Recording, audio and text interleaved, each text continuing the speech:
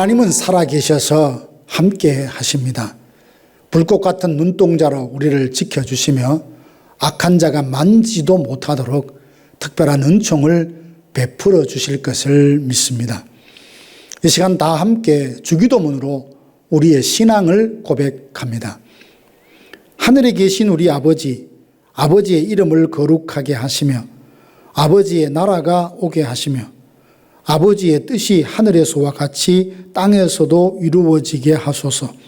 오늘 우리에게 일용할 양식을 주시고 우리가 우리에게 잘못한 사람을 용서하여 준 것 같이 우리 죄를 용서하여 주시고 우리를 시험에 빠지지 않게 하시고 악에서 구하소서.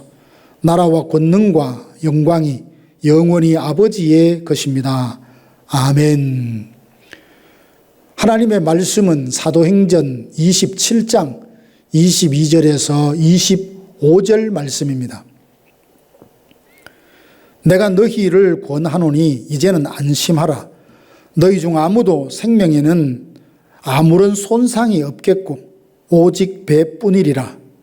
내가 속한 바 곧 내가 섬기는 하나님의 사자가 어젯밤에 내 곁에 서서 말하되 바울아 두려워하지 말라. 내가 가이사 앞에 서야 하겠고 또 하나님께서 너와 함께 항해하는 자를 다 내게 주셨다 하였으니 그러므로 여러분이여 안심하라. 나는 내게 말씀하신 그대로 되리라고 하나님을 믿노라. 아멘. 복음을 전하는 선한 일이라 할지라도 그 길이 언제나 평탄한 것은 아닙니다. 하나님의 기뻐하시는 뜻을 행하는 데에도 환난을 겪을 수 있고 회방을 만날 수 있습니다. 심지어 살 소망까지 끊어지는 힘겨운 상황을 만날 때도 있죠. 바울은 선교 여행 중 여러 번 배가 파선하여서 죽을 고비를 많이 겪었습니다.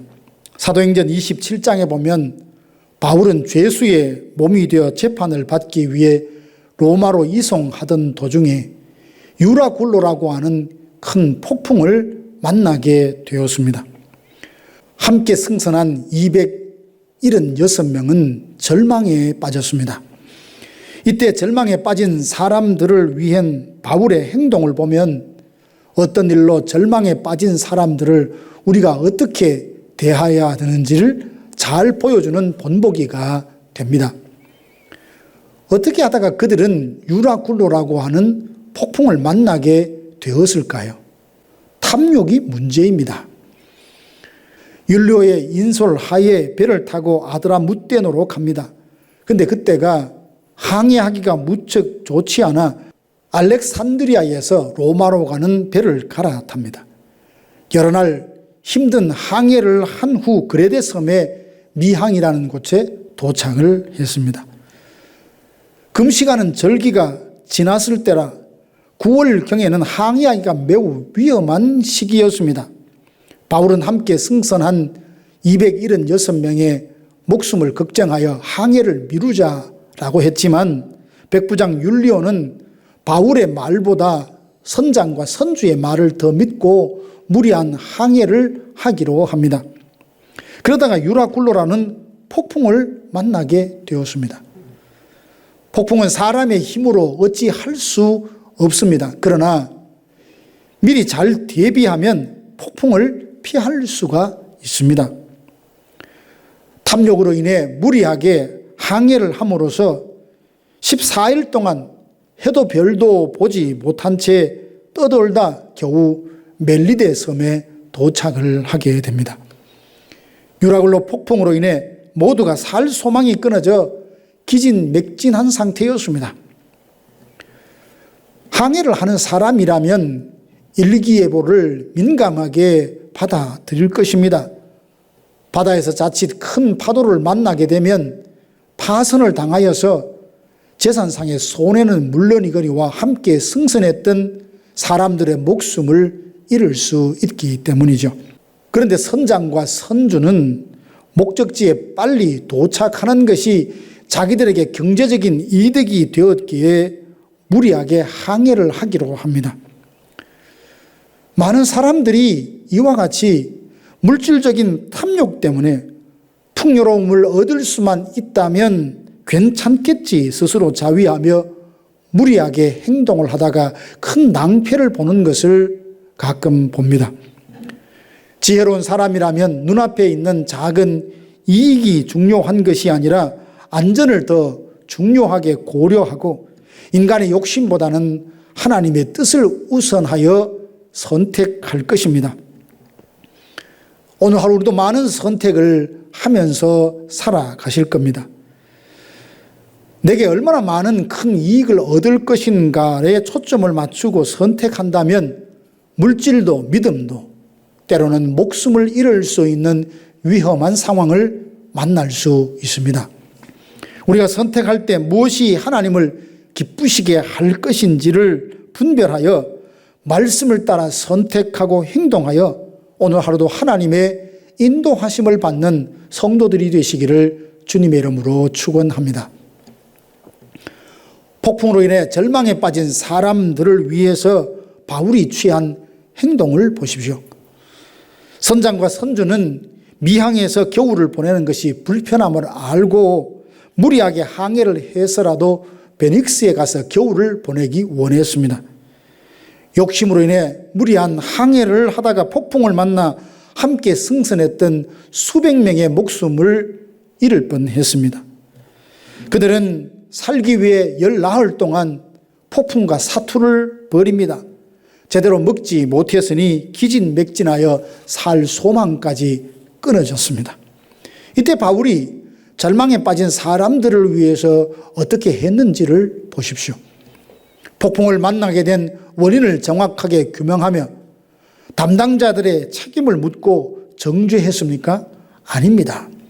그들에게 먹을 것을 주어 힘겨운 상황을 견딜 수 있도록 위로해 주었습니다.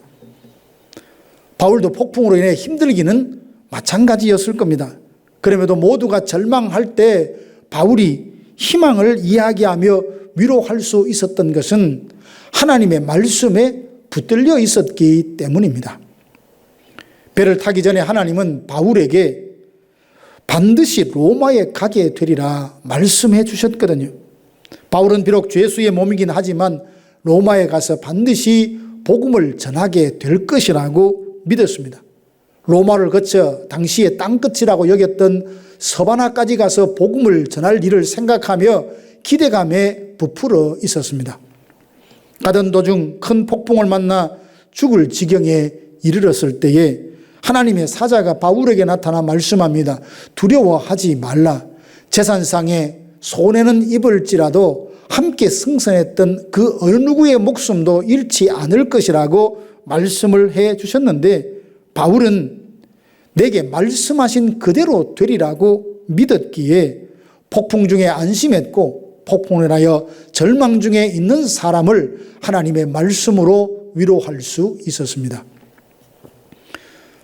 안타깝게도 우리 주변에는 원치 않는 인생의 풍랑을 만나서 힘겹게 살아가는 사람들이 의외로 많이 있습니다.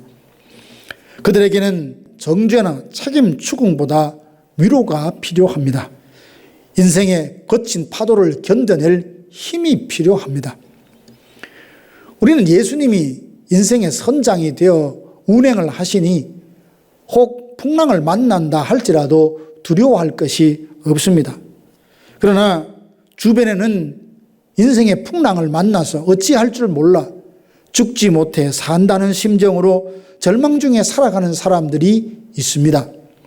그들에게 하나님이 함께 하신다는 사실을 일깨워주고 눈을 들어 모든 것을 합력하여 선이 되게 하시는 하나님을 바라볼 수 있도록 이끌어주고 힘이 되어 주어야 합니다. 누군가를 위로하려면 먼저 우리 자신이 하나님의 말씀으로 위로받은 경험이 있어야 할 것입니다. 사랑하는 성도 여러분, 혹 우리 주변에는 질병이나 사고나 깊은 상실감과 우울감으로 인해서 삶의 희망을 잃고 절망에 빠진 분들이 의외로 많이 있습니다. 눈물과 한숨 지며 죽지 못해 산다고 신음하는 사람들이 있다면 하나님의 말씀으로 그들을 위로하는 우리 성도들이 되시기를 바랍니다. 나를 위로해 주신 말씀, 인생의 깊은 수렁과 웅덩이에 빠졌을 때 그곳에서 나를 끌어내 주었던 말씀으로 절망에 빠진 사람을 위로하여 지친 영혼에 힘을 불어넣어 줍시다. 바울이 음식을 나누어 주며 힘이 되어 주었듯이 우리도 누군가에게 그의 필요를 채워주며 절망을 딛고 일어서는 것을 바라봄으로써 우리 마음에도 큰 기쁨이 넘치는 오늘 하루가 되기를 주님의 이름으로 축복합니다. 다 함께 기도하겠습니다. 지금은 우리 구주 예수 그리스도의 은혜와 하나님 아버지의 크고 놀라우신 사랑하심과 성령의 위로교통 충만케 하심이 절망 중에 있는 자들에게 하나님의 말씀으로 그들을 이끌어 소망을 갖게 하기로 마음에 다짐하는 사랑하는 성도들 머리 위에 이제로부터 영원토록 함께 있을지어다. 아멘.